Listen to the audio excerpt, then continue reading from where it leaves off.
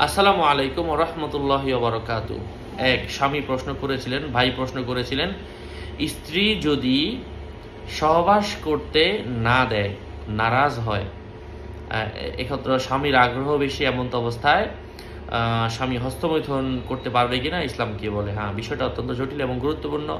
যদি এমনটা কারো ক্ষেত্রে দেখা যায়, তো এমন অবস্থায়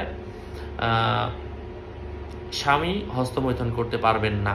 ইসলাম এটা অত্যন্ত গুনাহের বিষয় হিসেবে আখ্যায়িত করেছে। হানাফি মাযহাবের মধ্যে এটা অত্যন্ত খারাপভাবে নিষেধ করা হয়েছে এবং অত্যন্ত নিন্দিত কাজ। হস্তমৈথুন করা যাবে না। আর যে স্ত্রী এই কাজগুলা করছে, তাকে আল্লাহকে ভয় করতে হবে। হ্যাঁ,